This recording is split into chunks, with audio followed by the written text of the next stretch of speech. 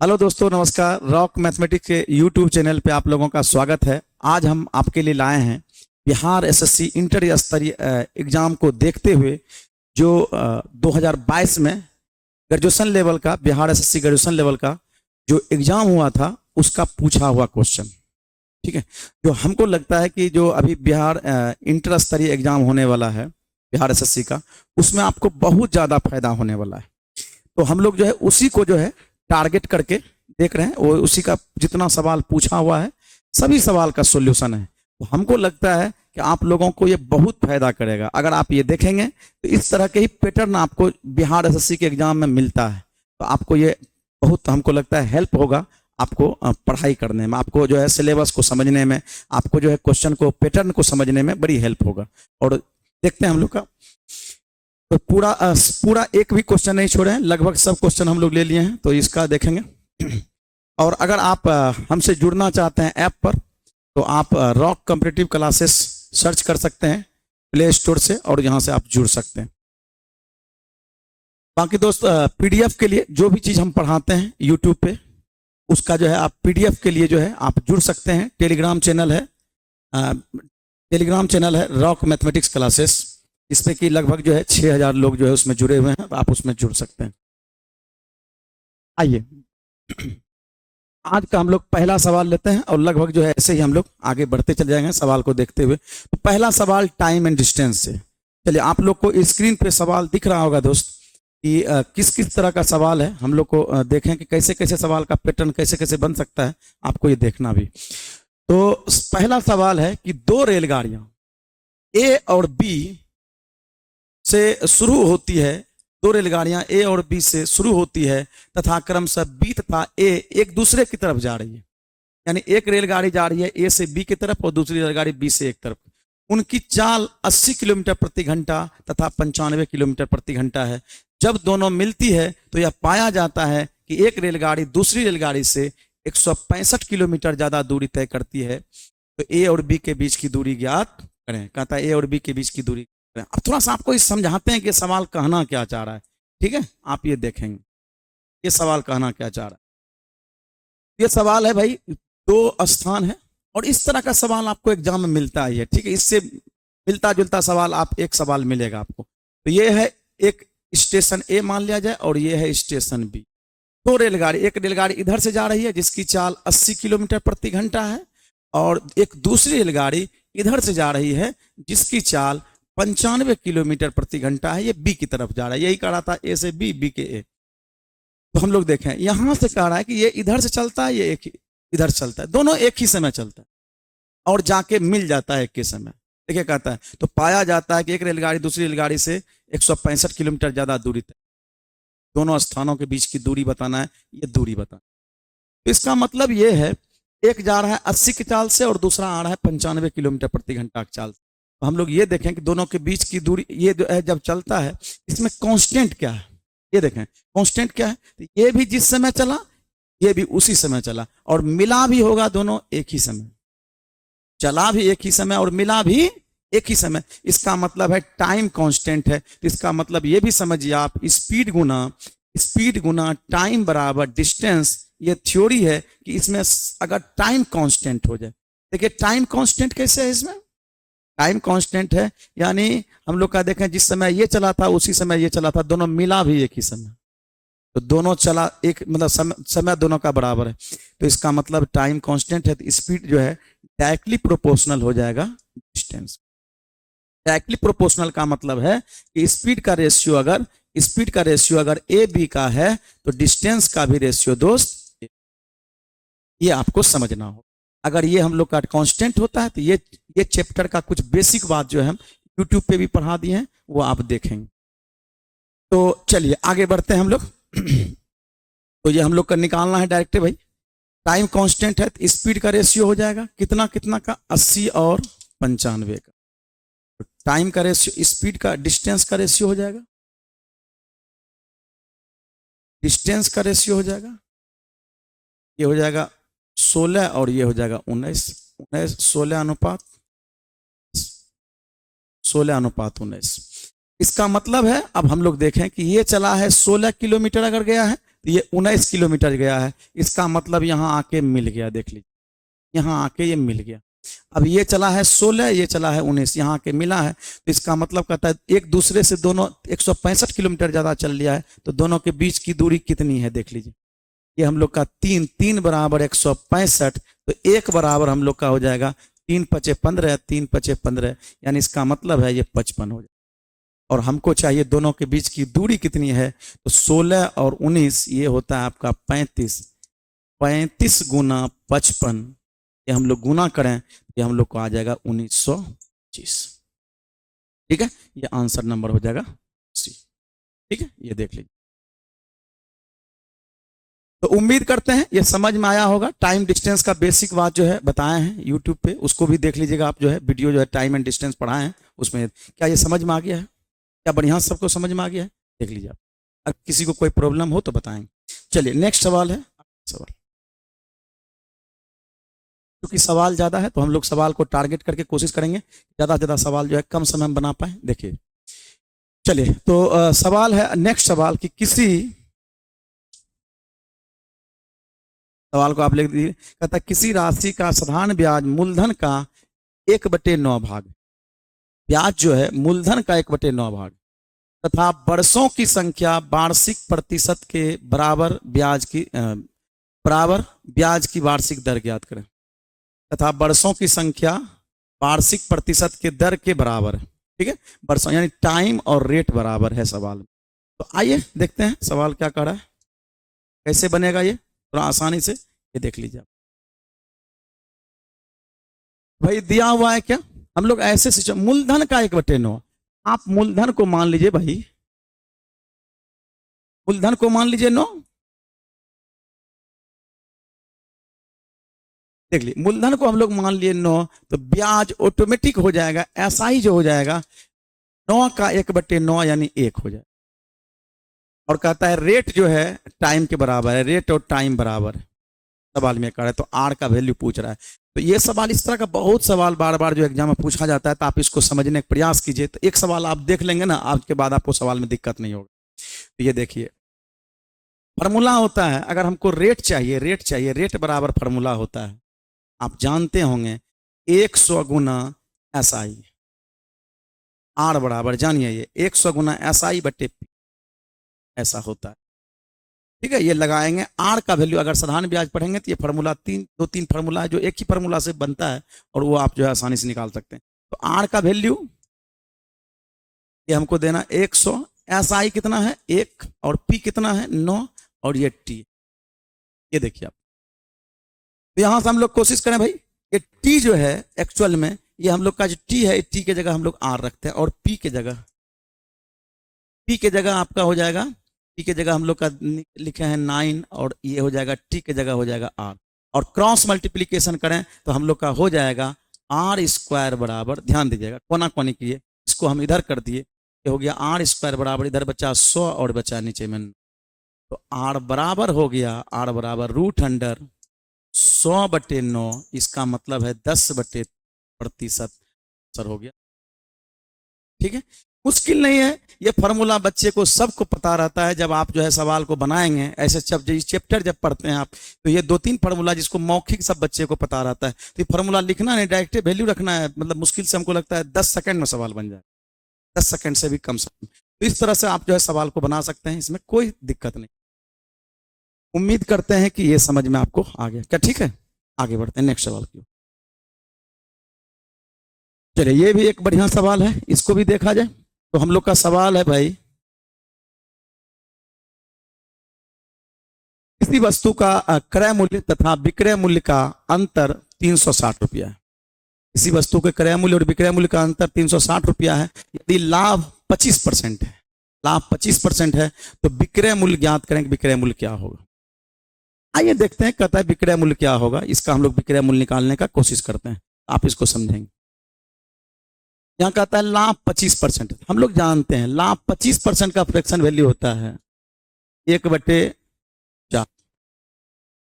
इसका मतलब ये क्या है हम लोग का, क्योंकि क्रय मूल्य और विक्रय मूल्य का अंतर है, अगर हम लोग ये CP है, सीपी, तो इसका मतलब है एक बढ़ जाएगा यानी हो जाएगा एसपी, यानी हम लोग का जो है अगर लाभ देते हैं तो ये लाभ का वैल्यू है, ये हम लोग का सीपी हो जाएगा 4, सीपी और एसपी निकाल लेते हैं, सीपी और एसपी यानी ये है 4 तो हो जाएगा बढ़ के 5, विक्रय मूल्य हो जाएगा 5। देखिए ये बढ़ाएंगे हम लोग, जब भी बढ़ता है लाभ या हानि यानी हम लोग का क्रय मूल्य से बढ़ता है तो 1 रुपया का लाभ हो रहा है, खरीदा मान लिया जाए 4 में तो बेचा होगा 5 में, 1 रुपया का लाभ हुआ है।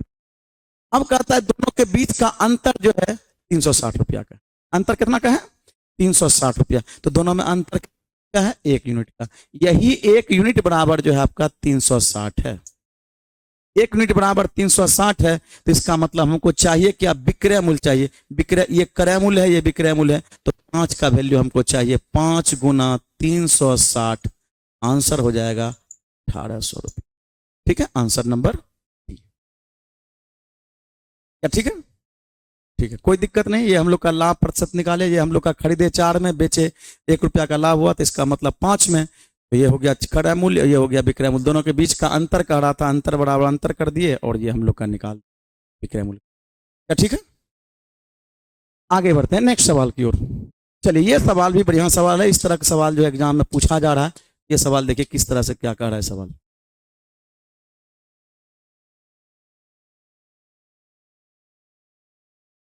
सवाल है कि 1 से 31 तक की विषम संख्याओं का योग क्या होगा, विषम संख्या का, यानी 1 से 31 तक कह रहा है, तो इसका मतलब 1 2 3 4 इस 1 3 5 इस तरह से विषम संख्या का पैटर्न चलता है, 1 + 3 + 5 + 7 डॉट ऐसे करके 2n - 1 विषम संख्या के पैटर्न होता है, लास्ट टर्म जो होता है 2n - 1 होता है, और कहता है 1 से 31 तक यानी लास्ट टर्म कितना है 31, लास्ट टर्म कितना है 31, यानी 2n - 1 बराबर हम लोग का दिया हुआ है 31 है, तो इसका मतलब 2n बराबर हो जाएगा 31, n बराबर हो जाएगा 16, n बराबर 16। अब कहता है विषम संख्याओं का योग बताइए 31 तक, तो विषम संख्याओं का योग होता है, हम लोग कहेंगे सम ऑफ ऑड नंबर्स, यानी sum of n odd numbers, sum of n odd numbers होता है n², यानी n विषम संख्याओं का योग, n विषम संख्याओं का योग होता है n², n का वैल्यू 16 है, यानी 16 का स्क्वायर हो जाएगा आपका 256, ऑप्शन नंबर डी। ठीक है, उम्मीद करते हैं कि ये बात आपको समझ में आ गई होगी, और बहुत बढ़िया सवाल है ये। देखिए आपको ये पता होना चाहिए कि भाई विषम संख्या के लास्ट टर्म जो होता है 2n - 1 होता है, और सम संख्या के लास्ट टर्म होता है 2n, जैसे 2 4 6 8 करके लेंगे तो यहाँ हम लोग का 2n होगा। प्राकृतिक संख्या के लिए 1 2 3 4 5 6 7 8 9 यानी n तक होता है। ठीक है, ये बात आपको जानना होगा। चलिए उम्मीद करते हैं ये समझ में आ गया है। नेक्स्ट 5वें नंबर सवाल की ओर। 4 साल के अंतराल पर जन्मे 4 बच्चों की आयु का योग 60 साल है। सबसे छोटे बच्चे की उम्र क्या है, ये सवाल है आपका। ये देखिए 4 साल के अंतराल पर जन्मे 4 बच्चों की आयु का योग जो है 60 साल है। सबसे छोटे बच्चे की उम्र क्या है। एक तो ऐसा कर सकते हैं आप भाई कि आप कोई भी ऑप्शन एक लें और उसमें जो है 4-4 साल बढ़ाते जाइए, जोड़िए, देखिए कब 60 साल हो जाता है। दूसरा बात, आप बच्चे की तरफ, एकदम छोटा सा सवाल है, इसमें कुछ है नहीं, तो आप पहला बच्चा मान लीजिए x साल का था, 4-4 साल आप बढ़ाते जाइए, क्योंकि 4 साल का अंतराल है, x + 4 x + 8 x + 12, ये सब को जोड़ दीजिए 60 साल के बराबर कर दिए, x x x x 4x, 8 4 12 12 और 12 24, ये हो गया 24, और सबका योग दिया हुआ है 60, यानी 4x बराबर हो जाएगा, इधर कीजिएगा तो 60 में से 24 घटेगा, ये हो जाएगा 36, x बराबर हो जाएगा 9। और पूछ रहा था सबसे छोटा बच्चा क्या साल का है, तो 9 साल का, ये आपका आंसर हो जाएगा। क्या ठीक है, ठीक है, तो ये आप जो है इस तरह से बना सकते हैं, एकदम मस्ती से बना सकते हैं, कोई दिक्कत। आपको सबको हम बोलते रहते हैं कि बिहार एसएससी का जो क्वेश्चन पूछा जाता है ना, वो एकदम इजी लेवल का होता है, बउआ लेवल का होता है, बशर्ते जो है आपको पैटर्न पता होनी चाहिए, कॉन्सेप्ट बढ़िया से मिला होना चाहिए, तो सवाल आसानी से बन जाता है। बाकी आप जो है कोई एक्स नहीं मानता, इसको क्या करता है, कोई ऑप्शन लेके मतलब 4-4 बढ़ा के जोड़ते जाता, देख लेता कब 60 होता है। आप 9 को बढ़ाते जाइए, 9 और यहाँ देखिए, ये एक बार ऑप्शन 9 लीजिए, 9 4 13, 13 और 4 ये हो जाएगा 17, 17 और 4 ये हो जाएगा हम लोग का 21, सबको जोड़ दीजिएगा, देखिए 60 साल हो जाएगा। जोड़ने पर जो है ऐसा कर सकते हैं क्या, ठीक है ना। आगे बढ़ते हैं सवाल की। चलिए ये सवाल है, बढ़िया सवाल। इस सवाल को आप देखिए कैसे बनाएंगे भाई।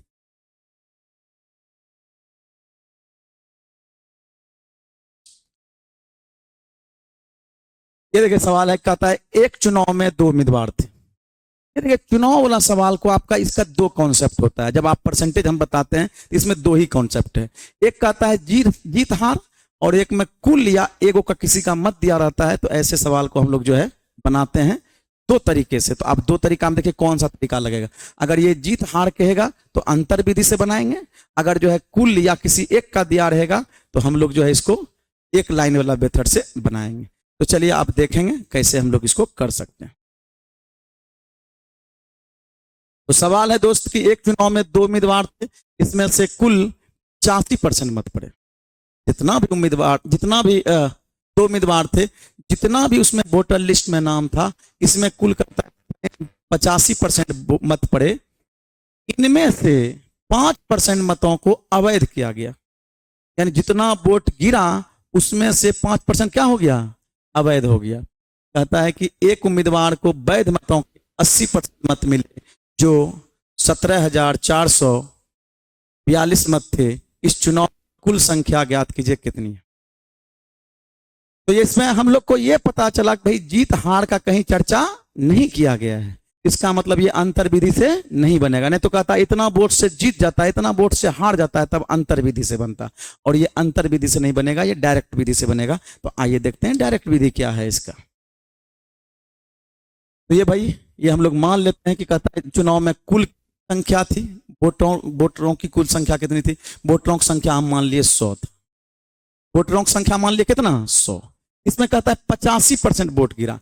85% वोट गिरा, 100 का 85%। तो हम लोग कह सकते हैं 85% का फ्रैक्शन वैल्यू होता है 17/20। 17/20 85%, 85/100 कीजिएगा 17/20 आता है। फिर कहता है इसमें से 5 अवैध हो गए। जितने भी डाले गए ये अपने आप जो बचा हुआ अपने आप में 100 है। शेष नियम से जितना बचा हुआ अपने आप में 100% है। उसमें से कहता है 5% अवैध हो गए। अगर 5% का फ्रैक्शन वैल्यू हम लोग कहेंगे तो कहेंगे 1/20। 5% का फ्रैक्शन वैल्यू 1/20, यानी 20 में से एगो अवैध हो गया। 20 में से क्या हुआ, अवैध हो गया। तो बचा कितना, 19/20। अब कहता है कि एक उम्मीदवार को वैध मत तो यही बचा है, यही है वैध मत। वैध मत का एक को मिलता है 80, जो इतना थे, जो 17,442 थे। इसका मतलब है कि हम लोग का 80% मतलब 4/5, और इसका डेटा दिया हुआ है कि ये एक्चुअल में 17,420 था। ठीक है, तो हमको निकाल लेना है कि चुनाव में कुल, यानी 100 का वैल्यू हमको चाहिए। चलिए तो ये हो जाएगा आपका, यहीं से कटा दें 20×100, ये कट जाएगा। हम लोग का यहाँ से कटा दें भाई, ये 5 बार में 17 से कटाइए इसको, 17 कम 17। फिर हम लोग का मतलब कि 17 कम 17 नहीं खाएगा, अब पूरा खा गया है। अब अंक उतारेंगे 0। 17 दूनी 34, बचा 10। 17 6 के 2 तल से 102। फिर 19 से लगा दें हम लोग, ये हो जाएगा आपका 19 5 95। 19 5 95, बचा कितना 7, 76 हो गया। 19 चौक 76, यानी 19 चौक 76, 54 बार। तो हम लोग का 1 यूनिट बराबर इधर कोना कोनी गुना कर दें, 5 चौक 20, 5 5 25, 25 और 2 27, यानी 1 यूनिट का वैल्यू 270 आ गया है। तो हमको चाहिए 100 यूनिट का वैल्यू। तो 100 का वैल्यू कितना हो जाएगा, इतना, यानी 27,000 आंसर नंबर। क्या समझ में आ गया, ठीक है। तो ये सवाल जो है आप इस तरह से बना सकते हैं, कोई दिक्कत नहीं होगा। देखिए आपको जितना भी चुनाव वाला सवाल होता है बहुत आसान होता है। 2 पैटर्न है इसका सीखने का, और तमाम तरह का सवाल बन जाता है। 2 उम्मीदवार रहे, 3 उम्मीदवार रहे, जीत हार हो, तो कुछ भी रहो, सवाल आसानी से बनता है। ठीक है, आगे बढ़ते हैं नेक्स्ट सवाल की ओर। अगला सवाल है भाई,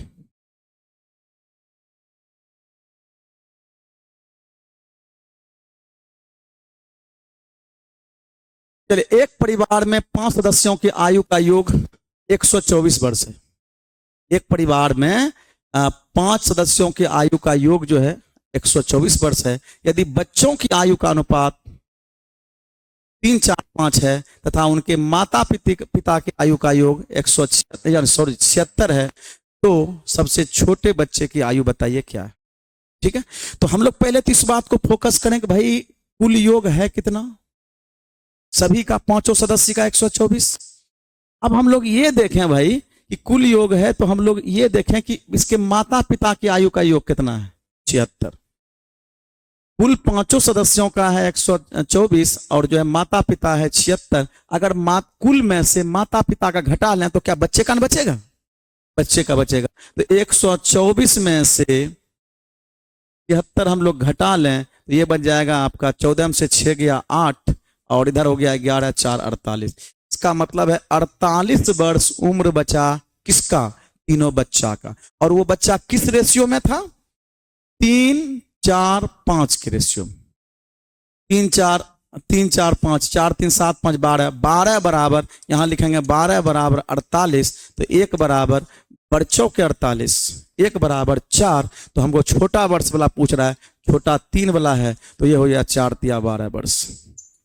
ठीक है, तो आंसर हो जाएगा ए नंबर। क्या ठीक है, उम्मीद करते हैं कि ये समझ में आ गया और हमको लगता है सबको समझ में आ रहा होगा। और बेहतरीन तरीके से आपको जो बताएंगे कि भाई जो हर संभव हो सकता है कि भाई आप आसान से आसान सवाल को कैसे जो है, भारी से भारी सवाल को कैसे आसान तरीके से बना सकते हैं, आप ये देखेंगे। ठीक है, चलिए अगले सवाल की ओर बढ़ते हैं। ये है आपका एलसीएम एचसीएफ का सवाल है। ये भी सवाल को आप देखें कि भाई कैसे ये सवाल होगा।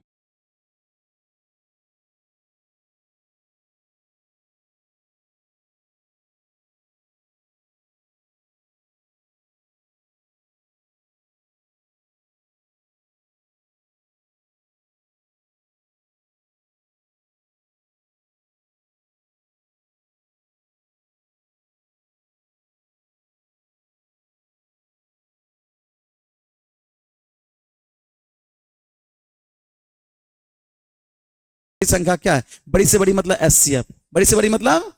तो ऐसे सिचुएशन में हम लोग क्या करते हैं दोस्त, इसका अंतर ले लेते हैं हम लोग। इसका अंतर देखें यार, इसका अंतर हम लोग का कितना का आएगा, इसका हम लोग का अंतर आएगा 70 का, सॉरी 70 का, और इसका अंतर आएगा आपका 105 का, और इसमें अंतर आएगा हम लोग का 175 का। ये इसका अंतर आएगा 175 का, सबका घटा दी। अब हम लोग देखें इसमें कौन संख्या ऐसा है, बड़ी से बड़ी संख्या जो इसका विभाजित कर सकती है, या आप इसका अंतर भी देख सकते हैं। इसका अंतर हम लोग का कितना का है, 35 का, अंतर 35। अब देखिए 35 से इसमें भी भाग लगता है, इसमें भी भाग लगता है, इसमें भाग लगता है, तो इसका मतलब एचसीएफ हो गया आपका 35, यही आपका एचसीएफ है। और यही आपका एन भी है, एन जो सबसे बड़ी संख्या बोल रहा था यही एन। और कहता है कि इसका योग बताइए, एन के अंकों का योग बताइए। तो 3 + 5 कितना, आंसर हो जाएगा ए। क्या ठीक है ना, ठीक है। उम्मीद करते हैं कि ये आप समझ गए होंगे। और एलसीएम एचसीएफ में ये सवाल बहुत इंपॉर्टेंट सवाल है, और इस तरह का सवाल जो पूछा जाता है एचसीएफ में। आगे बढ़ते हैं सवाल। चलिए ये सवाल तो थोड़ा पॉइंट वाला है, और आपके सिलेबस में भी डेसिमल का चर्चा किया है कि डेसिमल से सवाल पूछा जाएगा। तो डेसिमल से सवाल आपको बनाने के लिए आना चाहिए, क्या क्या सवाल इसमें हो सकता है। आइए देखते हैं ये सवाल क्या कर रहा है भाई।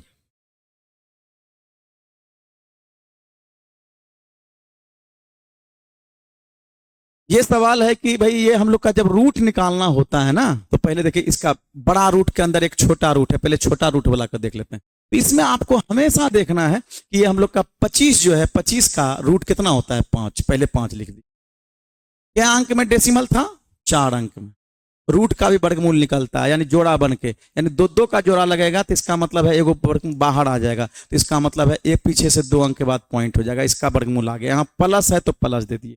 यहाँ हम लोग का 0.04 है, और ये हम लोग निकाल रूट, तो इसका वर्गमूल हो जाएगा आपका, ये जोड़े हम लोग का 0.09 हो गया। अब देखिए 9 का वर्गमूल कितना होता है साथ, 9 का वर्गमूल कितना, 3। अब देखें पॉइंट क्या अंक में है, 2 अंक में, तो पॉइंट 1 अंक में आ जाएगा, यानी पॉइंट हो जाएगा आपका 0.3 आंसर हो जाएगा 4 नंबर। क्या ठीक है, क्या ये समझ में आ गया, सबको समझ में आ चलिए अगला सवाल है कि p के किस मान के लिए संख्या 45589 p6 8 से विभाज्य है, ये बताना है आपको। तो p के किस मान के लिए संख्या 45589 p6 8 से विभाज्य है, ये आपको सवाल है आपका। तो 8 से विभाज्य का रूल है, 8 से विभाज्य का रूल है भाई, आप देख लें सवाल को, थोड़ा हम बड़ा करते हैं।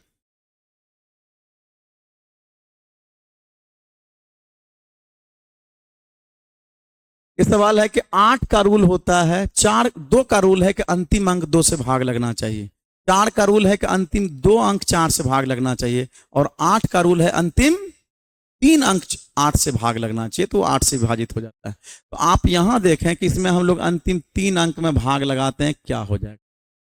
देखिए 8 से भाग लगा दें, तो यहाँ 8 से भाग लगा भाई, 8 कम 8, शेषफल बच गया 1। ये p है, p की जगह हम क्या रखें, देखिए ऑप्शन है यहाँ, लेकिन आप ऐसे सोचिए p की जगह क्या रखें जो हम लोग का उधर भी लग जाएगा। तो एक तो हम लोग यहाँ अगर 3 रखते हैं, p का वैल्यू 3 रखते हैं, ये देखिए 3 रखते हैं, तो ये हो जाएगा 8 कम 8, फिर से लगावे 8 कम 8, तो ये बच जाएगा 5, और इधर है 6, 8 सते 56, यानी ये हम लोग का लग जाएगा, 8 से लग जा रहा है, शेषफल 0 बन रहा है, यानी हम लोग का कह सकते हैं कि यहाँ p की जगह 3 रखे होंगे।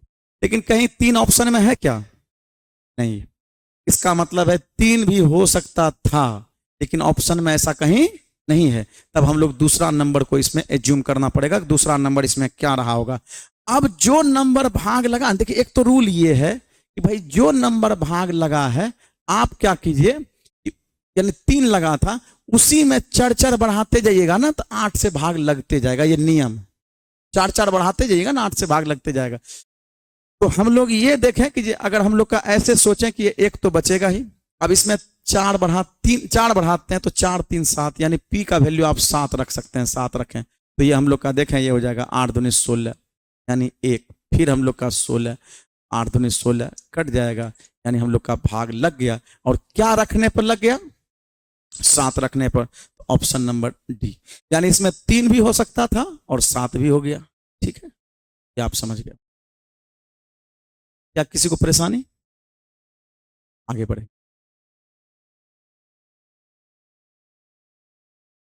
चलिए अगला सवाल है, आप ये सवाल बनाएंगे भाई,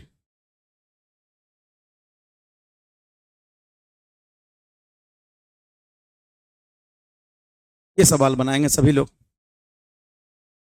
कि x का कहता है कि x का 6% x में जोड़ा जाता है, x का 6% x में जोड़ा जाता है, फिर परिणाम का 9% परिणाम में जोड़ा जाता है। इसका मतलब जो परिणाम आते जा रहा है वो बढ़ते जा रहा है। तो पहले तो हम लोग x के हैं, ऐसे एक तो ट्रेडिशनल सोच सकते हैं या कोई डायरेक्ट सोच सकते हैं, x में जोड़ा जाता है, तो x गुना वृद्धि हो गया 6%, 1.06,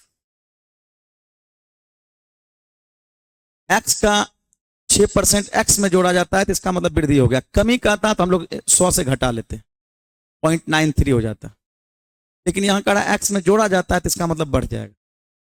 अब कहता है फिर परिणाम का 9% परिणाम में जोड़ा जाए, इसका मतलब 9% और ये बढ़ जाता है, 9% बढ़ जाएगा, तो इसका मतलब 1.09 फिर हो जाएगा। या आप 106/100 कर सकते हैं, 109 बटे आप जो है 100 भी कर सकते हैं। तो कहता है x का गुणांक क्या है, तो x का गुणांक पहले देखें हम लोग का, जो भी आएगा ये 4 अंक में पॉइंट होना चाहिए, 2 अंक यहाँ है, 2 अंक यहाँ है, तो कौन सा 4 अंक में पॉइंट है, पीछे से 4 अंक में पॉइंट कौन सा है, ऑप्शन नंबर सी। बाकी सब ये है 2 अंक में, ये है 3 अंक में, पीछे से ये है 1 अंक में, होगा नहीं, आंसर नंबर सी। यानी इसका मतलब हम लोग का देखें, अगर ये गुणांक देखें 1.1554 हो जाएगा, ऑप्शन नंबर सी। आप ऐसे भी आप सवाल को देख के बहुत सारा सवाल को बना सकते हैं। आपका अप्रोच क्या होना चाहिए सवाल को बनाने का, तो पीछे से देखे 4 अंक का कुछ भी बढ़ेगा, 4 अंक का पॉइंट्स होगा, तो ये हम लोग का निकाल, क्या ठीक है ना, तो हम लोग का आंसर मारेंगे। ठीक, चलिए अगले सवाल की ओर बढ़ते हैं। नेक्स्ट सवाल,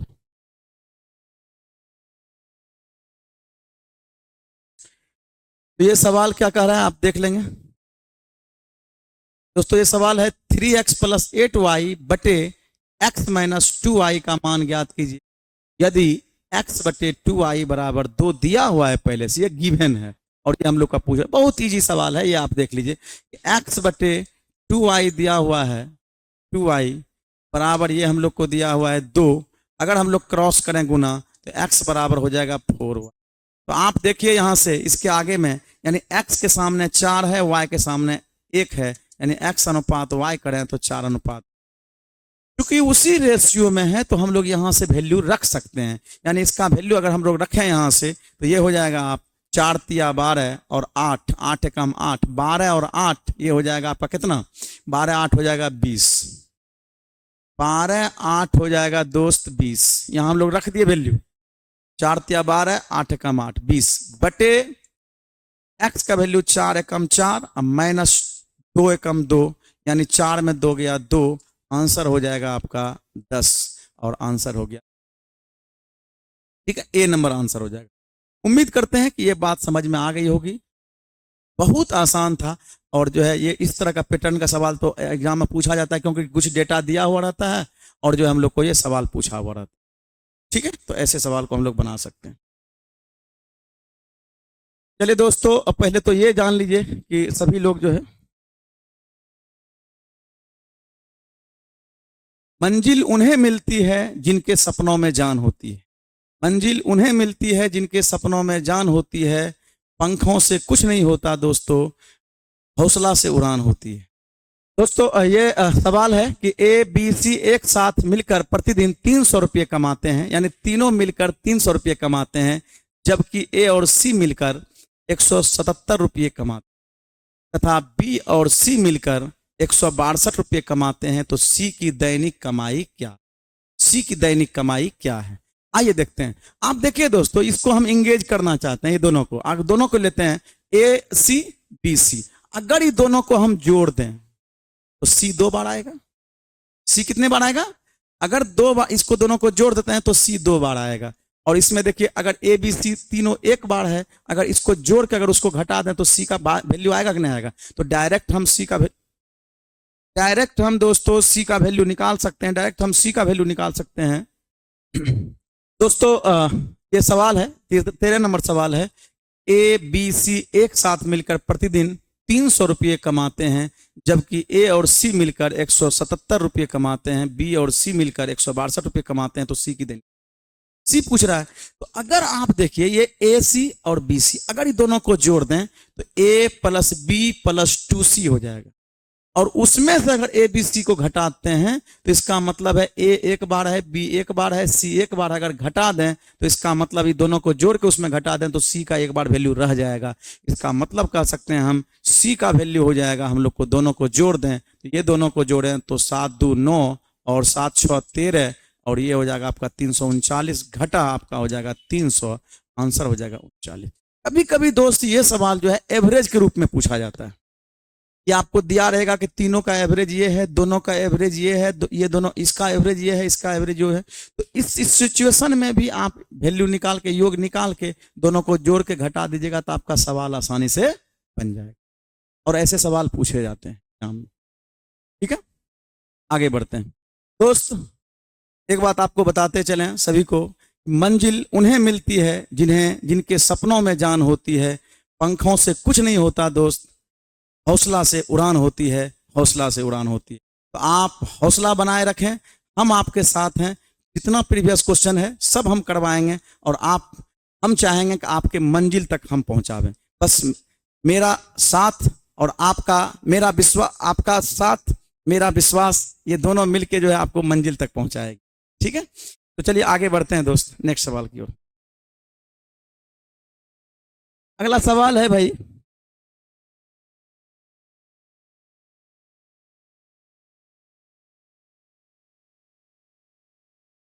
दो पर पावर, ये देखिए रिमाइंडर थ्योरम से सवाल है, 2 पर पावर 89 बटे 89 ये दिया हो।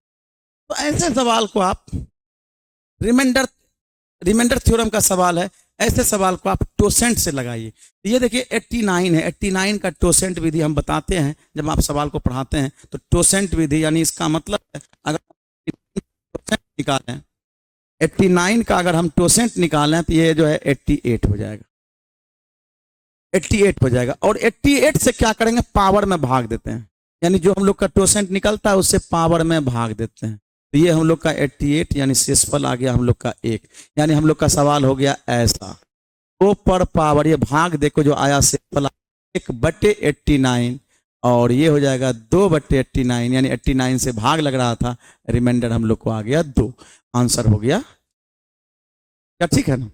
देख लीजिए, बहुत इस पे सवाल पूछा जाता है, तो आपको एक एक पैटर्न को देखना है कि भाई क्या क्या पैटर्न है सवाल का, क्या क्या सवाल में पूछा गया है, उस सवाल को एनालाइज अगर कीजिएगा ना आप, इसलिए वजह से हम रिमाइंडर थ्योरम्स पढ़ाए, तो आपको कोशिश होना चाहिए कि रिमाइंडर थ्योरम से जितना सवाल पूछा गया है तो रिमाइंडर थ्योरम को फोकस करें। तो जो जो टॉपिक आप देख रहे हैं, जैसे टाइम एंड डिस्टेंस देखें, टाइम एंड डिस्टेंस से सवाल रहेगा, और अलग अलग जैसे जैसे हम लोग क्वेश्चन देख रहे हैं उस क्वेश्चन के पैटर्न को देखना है, आपको एग्जाम में क्वेश्चन मिलेगा। ठीक है, आइए आगे बढ़ते हैं दोस्त। ये सवाल भी आपका इजी लेवल का है, तो ये भी देख लीजिए जो सवाल पूछा हुआ है। कहता यदि 3.003 तथा 2.050 के अंतर को उसके योग में जोड़ें, अंतर को उसके योग में जोड़ें, एक बार जोड़ें एक बार घटावें फिर जोड़ दें, तो कहता वैल्यू क्या आएगा। तो चलिए पहले जोड़ ही देते हैं, तो जोड़ते हैं एक बार घटा लेंगे तो फिर दोनों को जोड़ देंगे। इसको जोड़ लेते हैं तो ये हो जाएगा आपका 3, ये हो जाएगा, देखिए पॉइंट है 3 अंक में, हम पीछे से 3 अंक में जोड़ेंगे, ये हो गया आपका 3, ये हो जाएगा आपका 5, ये हो जाएगा 0 और ये हो जाएगा आपका 5।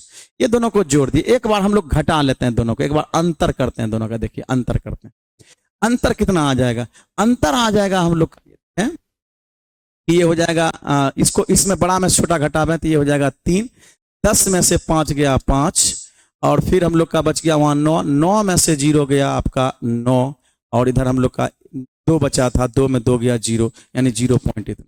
अब कहता है दोनों को जोड़ दीजिए, दोनों को जोड़ दिए, 3 3 6, और ये देखिए कौन सा ऑप्शन में 6, अच्छा दो ऑप्शन में 6, तो इसका मतलब है ये हम लोग का हो गया 3 3 6 और 5 5 10 के 0, बाकी 1 9 1 10 1 0, 3 अंक के बाद पॉइंट, और ये हम लोग का ये हो जाएगा 6, यानी 6.006, ये आपका आंसर। ठीक है, तो ये ऐसे हम लोग बना सकते हैं, कर सकते हैं, निकाल सकते हैं, दोनों को जोड़। ऐसे आप डिजिटल सम भी यहाँ से लगा सकते थे, डिजिटल सम में भी लगा के देखते कौन सा हम लोग का ये हो जा रहा है, बन जाता। चलिए अगला सवाल है नेक्स्ट।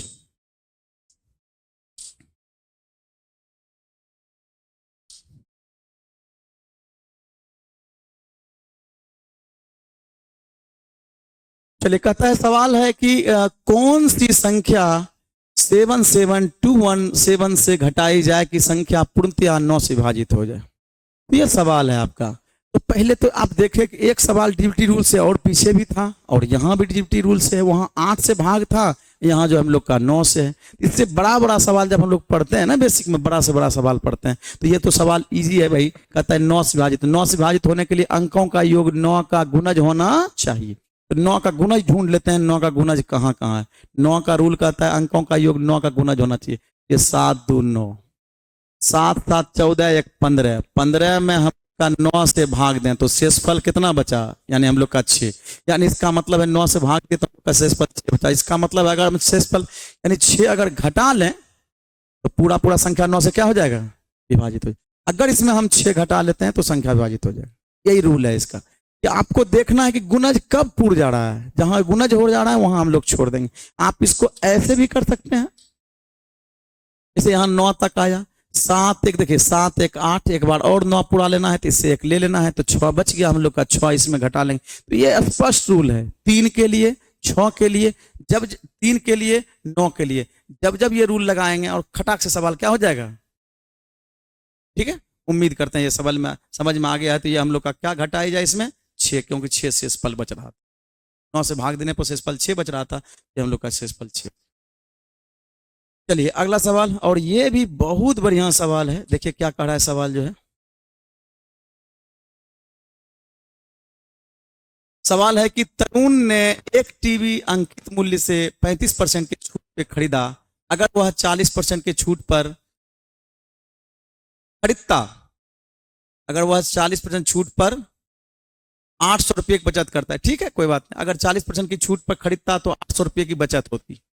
तो कहता है उस टीवी का मूल्य किस मूल्य पर खरीदा, टीवी किस मूल्य पे खरीदा। हम लोग ऐसे कहें मूल्य खरीदा किस मूल्य पे, हम लोग बात करें यहाँ भाई, पहले ये छूट कितना मिलता था 20%, अब छूट कितना मिल रहा है? 40%। तब कितना रुपया बचा ले रहा है? 800। कितना बचा ले रहा है? 800। इसका मतलब है 35 मिलता था, अब छूट जो है हम लोग को 40 मिल रहा है, तो 800 रुपया एक्स्ट्रा बचा ले रहा है। तो कितना कितना छूट ज्यादा दिया तो 800 रुपया बचा लिया? 5%। 35 यानी दोनों का अंतर है 5%। यही जो 5% है ये 800 रुपया को प्रेजेंट करेगा। ये देखिए कि 5%, यानी 800 रुपया जो है 5% को रिप्रेजेंट करता है। अब हम लोग का कह रहा है वो टीवी किस मूल्य पे खरीदा था, तो अगर हमको अंकित मूल्य पूछता, सुनिएगा, अगर अंकित मूल्य पूछता तो अंकित मूल्य को 100 माने थे अंकित, तब तो हम लोग का 35% और 40% बोले। अंकित मूल्य पूछता तो 100 निकाल देते। लेकिन अगर किस मूल्य पे खरीदा, क्रय मूल्य का रहा है, तो 35% छूट देके किस मूल्य पे खरीदा होगा? 65% में खरीदा होगा। तो ये हम लोग का निकाल लें, 13 से 13 बार में कट जाएगा, और यहाँ से हम लोग करें 13 8 74 से 104 तो 0। कौन सा ऑप्शन है? ऑप्शन नंबर, ये आपका आंसर है। ठीक है, उम्मीद करते हैं कि आपको ये समझ में आ रहा है और आपको मजा भी आएगा। ये जो भी हम लोग का डिस्कशन कर रहे हैं, इसको अगले और भी जितना सेट होगा हम लेते जाएंगे सेट, और आपको जो है अच्छा लगेगा ये सेट को डिस्कशन करने में। ठीक है, देखने में आपको। चलिए ठीक है, आगे बढ़ते हैं। अगला सवाल है नेक्स्ट भाई। 4 कमाने वाले सदस्यों के परिवार की औसत मासिक आय आपका 2640 रुपया है। कमाने वाले सदस्यों में एक की मृत्यु हो गई। पहले औसत था कितना? 2640।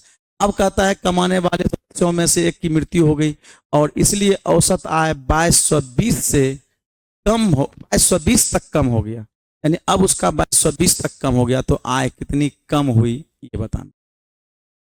तो देखिए, मान लिया जाए कोई आदमी है, उसके घर में 4 को कमाने वाला था, तो उसका औसत था 2640, और चूंकि संख्या 4 है तो 4 से गुना कर देंगे, उसका चारों का कुल कमाई निकल गया।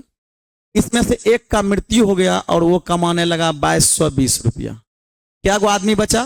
3, औसत कमाने लगा। तो हम लोग का जान है, आपको आगे एवरेज पढ़ाएंगे, तो एवरेज बराबर होता है सम बटे नंबर।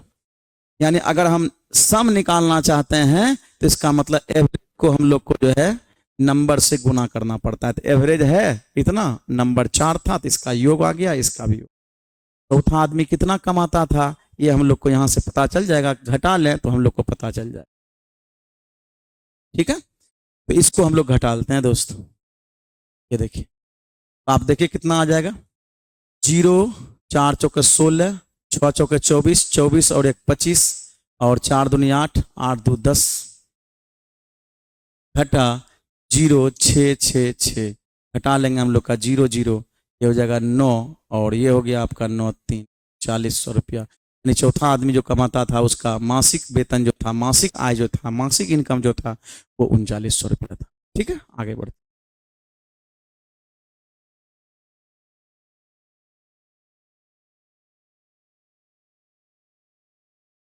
चलिए अगले सवाल की ओर बढ़ते हैं। कहता है वह सबसे छोटी संख्या जिसको 4 5 6 और 7 से विभाजित करने पर 3 शेषफल हो, लेकिन 9 से विभाजित करने पर कोई शेषफल ना आवे, यानी 9 से पूरा पूरा विभक्त हो जाए। तो ऐसे सवाल को क्या करना है भाई? ऐसे सवाल को आप ऑप्शन से बना लेंगे। कैसे? तो हमको ये देखना है कि 9 से पूरा पूरा विभक्त है, कौन सा ऑप्शन ऐसा है जो 9 से विभक्त है। तो देखते हैं कि हम लोग का 9 से विभक्त होने के लिए अंकों का योग 9 का गुणज होना चाहिए। तो चलिए ये देखें हम लोग का भाई क्या है, ये हम लोग का 8 और 1 9, 6 3 9, बस यही है आपका आंसर। अब हम लोग का कोई नहीं आएगा, जो 9 तो है लेकिन ये नहीं है, ये भी नहीं होगा, ये भी नहीं होगा, यानी आंसर नंबर ए। यानी सवाल को देखते और सवाल को बना लेते, ये आपका आसान आसान बना। ये भी देखिए आप, एलसीएम एलसीएम का सवाल है, एलसीएम का सवाल है, और एलसीएम से आप समझिए एगो एचसीएफ था, एगो एलसीएम था। तो आप थोड़ा सा इस बात को ध्यान रखेंगे कैसे कैसे सवाल जो है पूछा जा रहा है। ठीक है, नेक्स्ट।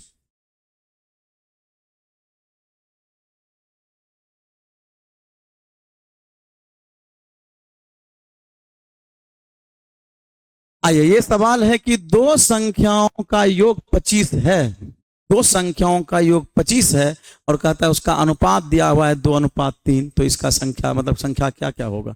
तो आप ऐसे पहले देख लीजिए 2 का गुणज 3 का गुणज कौन है, तो 2 का गुणज 3 का गुणज, पीछे में हम लोग 3 का गुणज होना चाहिए, आगे में हमको 2 का गुणज होना चाहिए। इसका मतलब 2 का गुणज एगो ये है एगो ये है, लेकिन ये 3 का गुणज नहीं है, 3 का गुणज है, आंसर हो गया।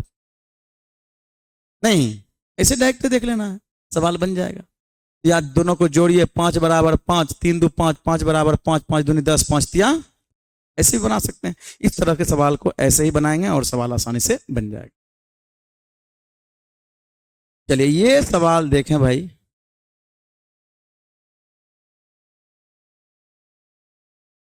960 मीटर लंबी एक ट्रेन 360 किलोमीटर प्रति घंटा की चाल से चल रही है।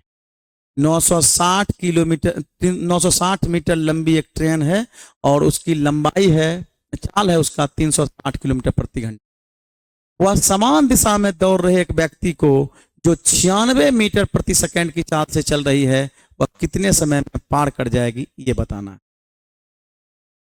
और 76 मीटर प्रति सेकंड की चाल चल रही है, वह कितने समय में पार कर जाएगी। तो आइए देखते हैं और इसको समझते हैं। तो ये है आपका चाल दिया हुआ है ट्रेन का, और ये आदमी का चाल दिया है। एक बात समझिए, इसका कॉन्सेप्ट है, जब कोई रेलगाड़ी किसी आदमी को पार करे, इसका मतलब खुद के दूरी को पार करता है, यानी खुद का दूरी दिया हुआ है, यानी खुद का लंबाई दिया हुआ।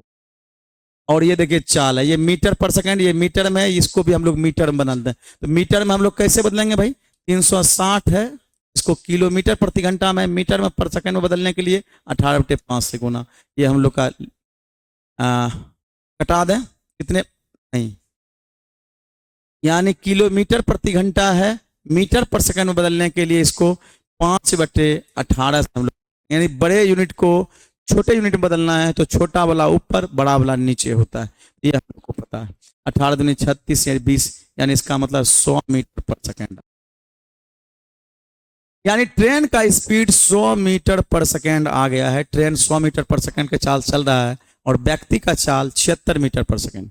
अब कोई ट्रेन अगर कोई आदमी को पार करे, और आदमी भी गतिशील है, देखिए यहाँ सवाल में कह रहा है कि आदमी गतिशील है, दौड़ते हुए आदमी, आदमी कितना चाल से चल रहा है, 76 मीटर पर सेकंड से, और ट्रेन कितना से, 100 से। तो आप देख लीजिए भाई, इसको तो क्रॉस करेगा ही। अब चूंकि क्रॉस करेगा, तो चूंकि दोनों गतिशील है, तो रिलेटिव स्पीड काम करेगा। कौन स्पीड काम करेगा, रिलेटिव स्पीड। तो रिलेटिव स्पीड मतलब वही है, उसी समय हम लोग का समय पार करेगा। तो टाइम हो जाएगा, यहाँ पे टाइम हो जाएगा, दूरी है 960 और रिलेटिव चार्ज लग जाएगा आपका 100, और इस 76 है, 76 घटा दें हम लोग का, ये हो जाएगा आपका 24, यानी 24, और 24 चौके 96, यानी 40 सेकंड में पार कर जाएगा। आंसर हो जाएगा 40 second, answer number D, option number D देखिए क्या, ठीक है ना। तो ये हम लोग जो है ऐसे बना सकते हैं, कर सकते हैं, कोई दिक्कत नहीं, आप निकाल सकते हैं। अगले सवाल की ओर बढ़ते हैं, नेक्स्ट सवाल की ओर। अगला सवाल है आपका, कहता है जब एक राशि 24 लड़कों में बराबर बराबर बांटी जाती है, जब एक राशि 24 लड़कों में बराबर बराबर बांटी जाती है, तो प्रत्येक को उस 120 रुपये अधिक मिलते हैं, 120 रुपया अधिक मिलते हैं, जो कि उस समान राशि को 32 लड़कों में बराबर बराबर बांटने से प्राप्त होती है। तो कुल राशि कितनी है, ये बताना है कि कुल राशि कितनी। तो आइए देखते हैं, जो राशि 24 लड़के में बांटना था उसी को 32 में बांटा। अगर 32 में बांटेगा, और यहां देखिए सवाल, यही सवाल को समझना है यहाँ पे, जब एक राशि 24 लड़कों में बांटी जाती है तो प्रत्येक को 120 रुपये ज्यादा मिलता है, जो उस समान राशि को 32 लड़कों में बांटा जाता था, 32 लड़कों में बराबर बराबर बांटने से प्राप्त होती है। इसका मतलब एक बात बताइए, लड़का कम होगा, रुपया वही है, लड़का कम होगा तो रुपया तो ज्यादा सबको मिलवे करेगा। यानी जो लड़का पहले 32 में बांटा जाता था, अब 24 में वही रुपया को 24 लोगों में बांटा जा रहा है। इसका मतलब यह है कि रुपया सबको ज्यादा ज्यादा मिलेगा। ये कॉन्सेप्ट है, ये कॉन्सेप्ट को आप समझिए कि इसका क्या कॉन्सेप्ट है। तो हम लोग कहेंगे यहां से, लड़कों की संख्या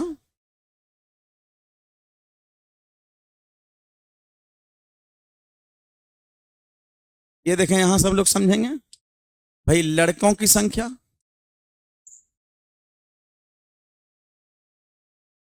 संख्या गुना प्रत्येक को प्राप्त राशि, प्रत्येक को प्राप्त राशि बराबर कुल राशि, कुल राशि। ये कुल राशि जो दोनों केस में है ना, ये कांस्टेंट है। कुल राशि दोनों केस में क्या है? कांस्टेंट है। यानी बॉयज की संख्या जो आएगा, यहां से देख लीजिए, बॉयज की जो संख्या है, इसका मतलब पहले था 24, अब हो गया 32। पहले था 24, अब हो गया 32। तो 8 तिया 24 और 8 चौके 32। तो प्रत्येक को प्राप्त राशि, प्रत्येक को प्राप्त राशि। ये आपको एग्जाम में नहीं लिखना, ये सब डायरेक्ट खाली थ्योरी समझ के उल्टा रखना है रेशियो को। यानी ये हम लोग का जानते हैं, इधर वाला जो कांस्टेंट होता है ये एक दूसरे का उल्टा होता है, 4:3। ठीक है, तो ये हम लोग का कहता है कि अब देखिए, कहता है पहले जो 24 लड़का था उसको ज्यादा मिलता है। ये देखिए, इससे ये कितना ज्यादा है, 32 वाले से वो कितना ज्यादा है, 1 यूनिट ज्यादा है। और वही 1 यूनिट बराबर कितना, 120 रुपया। यही 1 यूनिट बराबर 120 रुपया। तो कुल राशि कितनी है, कुल राशि देखिए कितनी है। तो हम लोग जानते हैं भाई, प्रत्येक को लड़कों की संख्या और प्रत्येक को प्राप्त राशि का गुणनफल होता है। तो हम लोग यहाँ देखें कि प्रत्येक को कितना मिलता था, बच्चों के 48, 480 रुपया मिलता। एक लड़के को जब 24 को लड़का था तो एक को मिलता था 48, 480। तो ऐसा ऐसा लड़का क्या गो है, 24 को है। ये हो जाएगा 24 गुना 48, 480। ये देखिए गुना करके क्या आ जाता है, जो वैल्यू आएगा वही आपका आंसर हो जाएगा। तो ये हम लोग का आ जाएगा 0। देखिए यहाँ से, और यहाँ से हम लोग का गुना कर लेते हैं। 24 का स्क्वायर हो जाएगा 576, यानी 20 रखिए इधर, और यह हो जाएगा 576। इसका गुना कर दीजिए, 0 0 और 6 दूनी 12, और ये हो जाएगा 7 दूनी 14 और 1 15, और फिर 5 दूनी 10, 10 और 1 11, यानी 11,520। 11,520 ऑप्शन नंबर क्या, ठीक है। तो बहुत बेहतरीन कॉन्सेप्ट है इसका। देखिए, आप तो जनरली लोग इसको और दूसरे तरीका से बनाता है, और जो है आप जो है इसको ऐसे आसानी से बना सकते हैं, कोई दिक्कत नहीं होगा, ये आप कर सकते हैं, निकाल सकते हैं। ठीक है, आगे बढ़ते हैं। नेक्स्ट सवाल, और भी सवाल है कुछ, उसको भी हम लोग देखते चलेंगे भाई, क्या क्या सवाल है अब देखते जाएं। ये देखिए,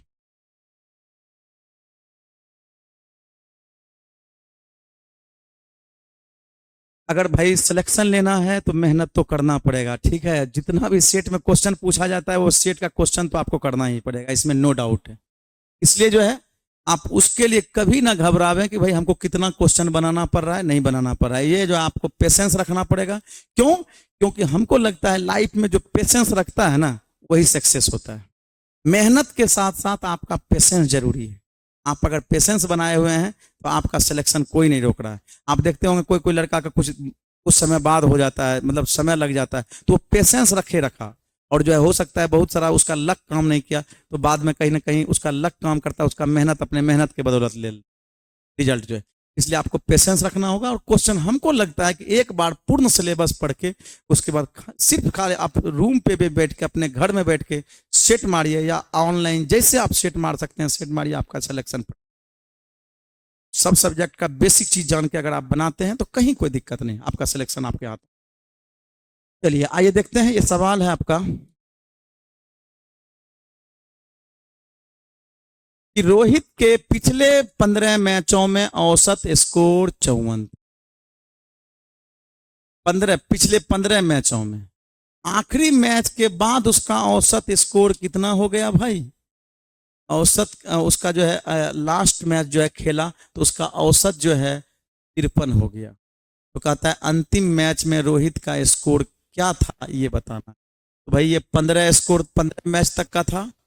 औसत, ये औसत गुना संख्या हम लोग का जानते हैं कुल होता है, डायरेक्ट इसको बना सकते हैं हम लोग। तो ये हम लोग का कहता है अंतिम मैच में, तो 16 का है, ये 16 गुना 53 हो जाएगा, हटा 15 गुना 54 हो जाएगा। इसको घटा लीजिएगा, जो आपका आंसर आएगा वही आपका आंसर हो जाएगा। चलिए हम लोग घटा लेते हैं कि अंतिम मैच, क्यों 16 मैच में से 15 मैच का अगर स्कोर घटा लेंगे तो हम लोग को ये निकल जाएगा। ये हो जाएगा 16 48, 16 5 80, 80 और 4 84, घटा हो जाएगा 15 चौके 60, और 15 × 5 = 75, 75 और 6 80, 75 और 6 ठीक है 81। तो ये हम लोग घटा लें तो ये हो जाएगा 8 और इधर हो जाएगा आपका 3 38, यानी 38 कौन सा रन है? B number. क्या ठीक है? इसे आप निकाल। चलिए ठीक है, आगे बढ़ते हैं नेक्स्ट सवाल की ओर। नेक्स्ट सवाल है ये सवाल देखिए, अब नंबर सिस्टम से ये सवाल है भाई, शून्यों की संख्या निकालने के लिए शून्यों की संख्या बताते हैं। शून्यों की संख्या कैसे निकालना है गुणनफल के अंत में? ये कहता है गुणनफल के अंत में शून्यों की संख्या बताइए। तो पहले तो हम लोग देखें भाई, ये गुणनफल में शून्य है, क्या गो है? 3 गो शून्य, 1 शून्य 2 शून्य 3 शून्य, 3 गो शून्य तो आपको पहले मिल गया। अब शून्य मिलता कैसे है? तो आप ये समझिए, शून्य तब मिलता है जब 5 किसी भी सम संख्या से गुना होता है। और सम संख्या किसी को आप छोड़िए, आप सबसे छोटी सम संख्या लीजिए 2, यानी 5, जब जब 2 से गुना होगा शून्य मिलेगा। और उसमें से भी जिसकी 5 और 2 में से जिसकी संख्या कम होगी, शून्यों की संख्या उतनी ही होगी। यानी पेड़ जब बनेगा तो शून्यों की संख्या आएगा। इसमें 5 क्या बार है? 1 बार है। इसमें 5 1 बार है। इसमें 5 क्या बार है? 1 बार है। इसमें 5 एक हटा लिए, 0 हटा लिए, 2 ही बचा। इसमें 5 क्या बार है? 1 बार है। इसमें हम लोग का 5 तो हट ही गया क्योंकि 0 निकाल लिए, तो इसमें 2 है। इसमें 5 क्या बार है? 2 बार। तो हम देखें इसमें से 3 शून्य तो हम पहले ही निकाल लिए हैं। अब 2 और 5 में जिसकी संख्या कम होगी शून्यों की संख्या उतनी ही होगी। इसका मतलब ये दोनों मिलके 10 बनेगा, ये दोनों मिलके हम लोग का 10 बनेगा, यानी शून्य बनेगा। तो ये इसका मतलब है 2 ही जोड़ा, 2 को शून्य और बनेगा। 3 पहले बना था, 2 और बनेगा, यानी 5 गो शून्यों की संख्या होगी। Answer number B. ठीक है, ये आप निकाल सकते हैं। 24 नंबर सवाल ये था, बहुत इजी था, आप लोग समझे होंगे। ये सवाल देखिए, ट्रिकी सवाल है ये आपका। सवाल है कि 15 पर पावर 3 प्लस 3 पर पावर 3 बटे 15 का स्क्वायर प्लस 3 का स्क्वायर माइनस x बराबर 18। एक बात बताते हैं दोस्त, सबसे इंपॉर्टेंट बात है, बनाता लगभग लोग सब कुछ है, मतलब कुछ कुछ सवाल किसी से नहीं बनता, लेकिन लगभग सवाल तो बनाता ही। लेकिन सिलेक्शन उसका होगा जो जल्दी बनाता है, उसका दिमाग जो है जल्दी हिट करता है, जल्दी दिमाग उस क्वेश्चन पे हिट करता है। नहीं, ये सवाल जो है हम आसानी से बना सकते हैं। तो वो सवाल को जो अगर मतलब कम समय में बनाएंगे तो आपका सिलेक्शन पक्का है, क्योंकि आपको पूरा पूरा टाइम भी देना पड़ता है, सवाल को जो है देखना भी पड़ता है कौन कौन सवाल है, क्योंकि आपको और भी पोर्शन है, मैथ के साथ साथ रीजनिंग भी है, जीके भी है, साइंस भी है, ये सब भी है। तो वो सब भी आपको ध्यान रखना पड़ता है। तो देखें ये सवाल को हम लोग कैसे बना सकते हैं। ये सवाल को देखिए, ये देखिए क्यूब है, क्यूब है, स्क्वायर है, स्क्वायर। तो आप जानते हैं दोस्त, a cube plus b cube, देखिए यहां बात कर रहा है ये a cube plus b cube, a plus b into होता है a square plus B square minus a b, ऐसा फॉर्मूला होता है। A cube plus b cube बराबर a plus b into a square plus B square plus a b, ऐसा होता है। तो आप देखिए यहां से, ये क्या उसी तरह का आपको नहीं लग रहा है? इसका मतलब ए क्यू बी क्यू, इसको लिखेंगे 15 प्लस 3, आगे जो हो जाएगा हम लोग का, ये हो जाएगा 15 का स्क्वायर प्लस 3 का स्क्वायर माइनस 15 गुना 3। और नीचे में आपका ये पहले से सेम चीज इंतजार कर रहा है। हालांकि एग्जाम में आप बिल्कुल दोस्त इसको मत लिखिएगा, लिखने की आवश्यकता नहीं है। ये आपको डायरेक्ट ये पता चलेगा कि हम लोग का क्या होना जाए, ए स्क्वायर प्लस बी स्क्वायर, ए प्लस बी बचेगा, तो ये हम लोग का हो जाएगा 18। ये देखिए पूरा पूरा ये तब कटेगा जब x का वैल्यू 15 गुना 3 रखेंगे। x का वैल्यू 15 गुना 3 रखेंगे तो ये पूरा कट जाएगा, और 5 15 3 18 हम लोग का बच जाएगा। तो x बराबर हम लोग का 15 45, ये आपका आंसर हो जाएगा 15 45। ठीक है, तो ये हम लोग का हो जाएगा आंसर नंबर कितना? ए। ये हम लोग का ए हो जाएगा 45 का। था x का वैल्यू क्या होना चाहिए 45, आप सोच के देख के मार सकते थे आंसर। ए क्यू प्लस बी क्यू होता है, हम लोग का फॉर्मूला जानना होगा, और देखिए फॉर्मूला पर डायरेक्ट सवाल पूछा हुआ, ये आपके लिए कितना आसान बात है। ठीक है, उम्मीद करते हैं कि ये समझ में आ गया होगा। नेक्स्ट सवाल की ओर बढ़ते हैं। अगला सवाल चलिए, ये देखिए परसेंटेज का सवाल है दोस्त।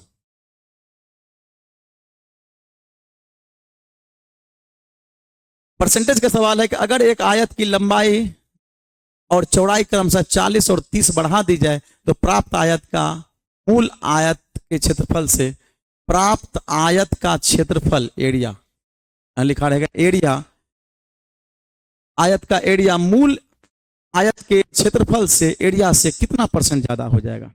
इसका मतलब अगर लंबाई चौड़ाई बढ़ा दी जाए तो कितना बढ़ जाएगा। आप ऐसे सिचुएशन में आयत का एरिया बराबर होता है लंबाई गुना चौड़ाई, आयत का क्षेत्रफल।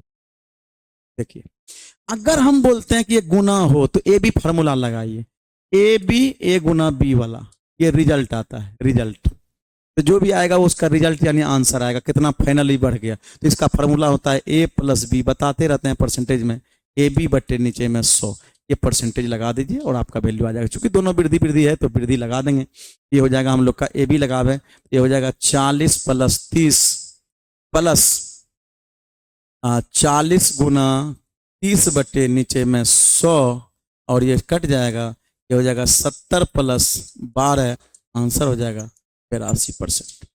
ठीक है, आंसर नंबर क्या, ठीक है ना। ये आपका आसानी से इसको बना सकते हैं, कोई दिक्कत नहीं। चलिए अगले सवाल की ओर बढ़ते हैं, और भी कुछ सवाल है उसको भी हम लोग देखते चलेंगे। ये देखिए ये भी फार्मूला पे बेस्ड सवाल था। देखिए ये भी सवाल जो है, जैसे हम लोग का पीछे वाला फार्मूला पे बेस्ड सवाल था, ये भी सवाल हम लोग का फार्मूला बेस्ड सवाल है। सवाल है नेक्स्ट सवाल है आपका कि a बराबर 0.1294 और ये हम लोग का तब इसका वैल्यू पूछ रहा है, इसका वैल्यू क्या होगा। आप ये देखिए भाई, इसका जब भी हम लोग का वैल्यू पूछेगा तो पहले ये तो वर्गमूल से बाहर आना चाहिए। ये देखिए हम लोग का वर्गमूल से बाहर आना चाहिए, इसका वर्गमूल से बाहर हम लोग का क्या करेंगे, इसको समझिएगा, इसको हम वर्गमूल से बाहर करना चाहते हैं, वर्गमूल स्वतंत्र करना चाहते हैं इसको। तो आप ये समझिए कि इसमें क्या हो जाएगा, ये हम लोग को लिख सकते हैं 3a का होल स्क्वायर प्लस ये 1 का होल स्क्वायर, और ये है आपका प्लस फॉर्मूला होता है 2a इंटू बी लोग का। तो आप ये देखिए ये हो गया a square plus B square plus 2ab, हम लोग का ऐसा हो गया, ठीक है, प्लस 2ab यानी a square plus B square plus 2ab plus है यहाँ पे, ये हम लोग का हो गया फॉर्मेट बन गया। और ये हम लोग का पूरा इस पे रूट है और ये रूट से बाहर हो जाएगा, अगर ये हम लोग का स्क्वायर गया तो रूट से बाहर, इसका मतलब इसको 3a प्लस 1 लिख सकते, यानी रूट खत्म हो गया स्क्वायर से, स्क्वायर से रूट क्या हो गया, खत्म हो गया, प्लस ये 5a। अब ये हम लोग का हो जाएगा 8a प्लस 1, a का वैल्यू हम यहां से रख सकते हैं कि 8 गुना 0.1294 प्लस 1, ये चौके 8 चौके 32, 9 72 72 3 75 75 5 बाकी 7, 8 दूनी 16 16 और 7 16 और 7 कितना 23 23 के 3 बाकी 2 8 2 10, यानी ऐसा 3 अंक के बाद हम लोग का पॉइंट दे देंगे, 4 अंक के बाद पॉइंट, 4 अंक के बाद। अब देखिए प्लस 1 भी था तो इसमें पॉइंट नहीं है तो ये आगे वाला नंबर में जुटेगा, यानी 2.0352, जैसे आपको आसान पड़े इसमें जो है कर लीजिएगा। ये आप ऐसे भी देख सकते थे दोस्त कि अगर ये जैसे ही हम लोग लास्ट में 2 अंक गुना किए तो हम लोग का देखें यहाँ 2 और 5 यही था लास्ट में, आप देख के आंसर मार सकते थे डायरेक्ट, क्या ठीक है ना। पीछे से आप 2 यहाँ देखते हैं और किसी में हम लोग का 2 और 5 नहीं है पीछे से, हम लोग का आंसर 1 मार सकते थे डायरेक्ट। चलिए अगले सवाल की ओर बढ़ते हैं। नेक्स्ट सवाल है आपका, फिर देखिए ये आपका CI से सवाल है, कितना बेहतरीन सवाल है, इसको आप देखिए भाई। कितने समय में कोई राशि 6.2/3% प्रति वर्ष साधारण ब्याज पर दुगुनी होगी, क्या दुगुनी होगी, ब्याज पर दुगुनी हो जाएगी मतलब मिस धन। तो ऐसे सिचुएशन हम बच्चे को बोलते रहते हैं कि आप भाई ऐसा करें कि PSI और ये अमाउंट साधारण ब्याज है तो ऐसा, धन कोई 1 रुपया था, इसका मतलब ब्याज बढ़ा कितना 1 रुपया, ब्याज कितना बढ़ा 1 रुपया, कितना रेट से 6×18=20/3% की दर से।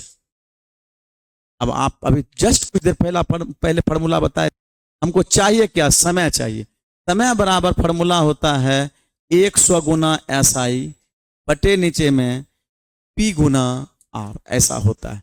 अगर R पूछता है तो यहाँ T होता है, यहाँ T पूछता है तो यहाँ R हो जाता है, बस ऐसे बात को आपको समझना है।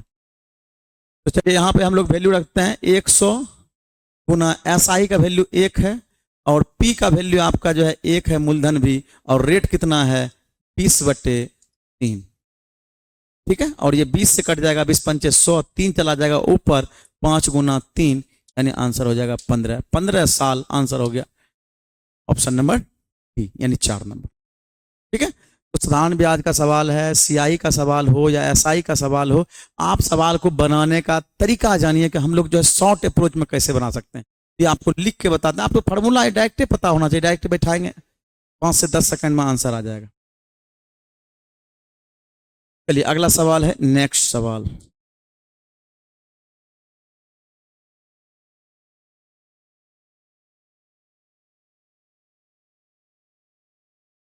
ये सवाल है कि तेल का एक टीन 3/4 भाग से भरा है, जब 7 बोतल तेल निकाल लिया जाता है और उसमें 3 बोतल डाल देता है तब आधा भरा रहता है। ये देखिए 3/4 भाग और आधा भाग को हम लोग बोलते हैं 1/2 भाग। आप x मान के बना सकते हैं या बिना x मान के। हम बोलते हैं जब जब फ्रैक्शन में रहते नीचे वाला का क्या ले लीजिए, एलसीएम ले लीजिए। एलसीएम 2 और 4 और 2 का एलसीएम हो जाएगा 4। मान लिए टैंकर में जो है तेल जो था 4 बोतल टोटल रखा हुआ था। कितना था? 4 बोतल रखा हुआ था तेल। 4 का 3/4 भाग यानी 3 भाग था उसमें से, और यहां कहता है 7 बोतल उसमें से निकाल लिया। इस बात को आपको समझना पड़ेगा कि ये यूनिट है। आप कुछ भी इसमें x अब लगा सकते हैं कि x टोटल x है तो ये x है। अब हम लोग कहेंगे इसमें 7 बोतल निकाल लिया और 3 बोतल उसमें डाल दिया, तो मोटा मोटी निकला कितना? 7 बोतल निकाला, 3 बोतल डाला, तो 4 बोतल निकल गया कि नहीं? 4 बोतल निकल गया। तब कहता है इसका आधा, 4 का आधा कितना? 2x बचा हुआ है अभी। तो इसको हम लोग इधर कर लें तो ये हो जाएगा आपका भाई x बराबर, इधर कर लें 4, x का वैल्यू होगी 4। अब हम लोग कहेंगे टीन में कितना था, तो हम कुल माने थे 4x था, यानी इसका मतलब है 4 गुना 4, 4 चौके 16। डायरेक्ट आंसर मार सकते हैं 1। क्या ठीक है?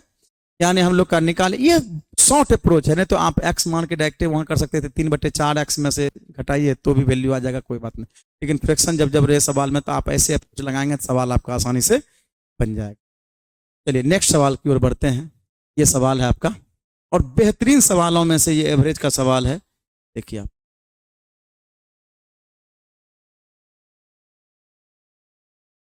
4 साल पहले एबीसी की औसत आयु 40 वर्ष थी। 4 साल पहले एबीसी की औसत आयु 40 वर्ष थी। वर्तमान में डी उसके साथ जुड़ने पर चारों की औसत आयु 45 वर्ष हो गया हो, तो कहता है डी की उम्र क्या होगी? डी की उम्र क्या? तो आइए देखते हैं। 4 साल पहले इसका कितना था भाई? 3 व्यक्ति का 4 साल पहले औसत कितना था? 40 था।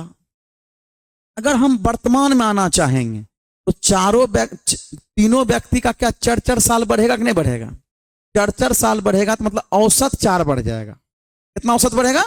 4 साल औसत बढ़ेगा। तो इसका मतलब है तीनों का अभी वर्तमान बात करेंगे, तीनों का वर्तमान अभी 44 वर्ष इसका औसत आयु है, जबकि चारों का औसत आयु 45 है। आप हमको खुद बताइए, डी का हम निकाल सकते हैं कि चारों यानी 45 गुना 4 यानी चारों का कुल आयु में से तीनों का कुल आयु, जो वर्तमान में तीनों का कुल आयु है, उसका घटा लेंगे तो क्या डी का वैल्यू आएगा कि नहीं आएगा? डी का वैल्यू आ जाएगा।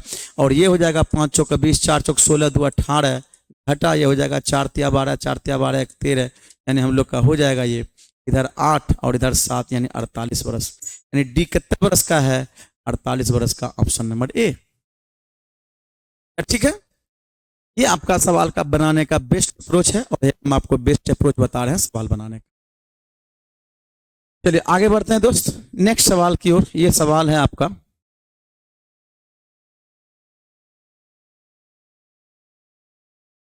एक विद्यालय के 820 विद्यार्थियों में लड़के और लड़कियों की संख्या का अनुपात 3:2 है। विद्यालय में लड़का और बॉयज और गर्ल का रेशियो दिया हुआ है 3:2। अनुपात 1:1 बनाने के लिए, अनुपात कितना बनाने के लिए? 1:1 बनाने के लिए लड़का और लड़की का अनुपात कहता है कितना लड़की को शामिल किया जाना चाहिए, कितना लड़की शामिल करना चाहिए। इसका मतलब है शामिल किसको कर रहा है? शामिल किसको कर रहा है? लड़की को, तो क्या लड़का की संख्या में कोई चेंजिंग आना चाहिए? नहीं। तो लड़का पहले 3 था, लड़का अभी भी 3 हो जाएगा। 3 इसको बनाते हैं 3 और ये 3, तो क्या यूनिट बढ़ रहा है? 1 यूनिट बढ़ रहा है। 1 यूनिट का वैल्यू हमको चाहिए। तो कुल कितना विद्यार्थी दिया हुआ था? 820, यानी 5 बराबर 820। तो 1 बराबर हो जाएगा 5 एकम 5 और ये हो जाएगा 5 छक्का 30, 5 चौका 20, यानी 164। 1 यूनिट का वैल्यू चाहिए, तो 1 के यूनिट बढ़िए रहा है, तो आंसर हो जाएगा 164 लड़कियों को शामिल किया जाना चाहिए। ठीक है, ये सवाल। चलिए आज का हम लोग देखते हैं डिस्कशन का लास्ट सवाल जो है, पहले तो ये आपको समझ में आ गया होगा सभी को। नेक्स्ट और आज का लास्ट सवाल हम लोग का ये है कि एक कक्षा में लड़कों की संख्या लड़कियों की संख्या से दुगुनी है। लड़कों की संख्या लड़कियों की संख्या से दुगुनी है। लड़का और लड़की की संख्या का दुगुना है लड़का। अगर लड़की 1 है तो लड़का 2, लड़की 1 है तो लड़का 2 है। अब कहता है निम्नलिखित में से कौन सी संख्या छात्रों की कुल संख्या नहीं हो सकती? इसका मतलब छात्रों की संख्या वही हो सकता है जो ये लड़का है, लड़की है, ये लड़का को रिप्रेजेंट कर रहा है और ये लड़की को। अब कुल छात्रों की संख्या वही हो सकता है जो 2 और 1 3 का गुणज हो। 3 का क्या हो? गुणज हो। 3 का गुणज कौन है? ये है 3 का गुणज। 3 का गुणज ये भी है, 3 का गुणज ये भी है, लेकिन 44 3 का गुणज नहीं है। आंसर यही हो जाता है। कहता है कौन सा नहीं हो सकता है? 44 नंबर, 44 नहीं हो सकता। ठीक है, तो उम्मीद करते हैं कि आपको अच्छे से समझ में आया होगा और आपको ये सेशन बहुत अच्छा लगा होगा। फिर दोस्तों हम आपको नया सेशन लेके, जैसे प्रीवियस क्वेश्चन बताए हैं, अगले दिन फिर जो है कोई नया सेट लेके आएंगे और आपको अच्छा लगेगा। ठीक है, यहीं तक।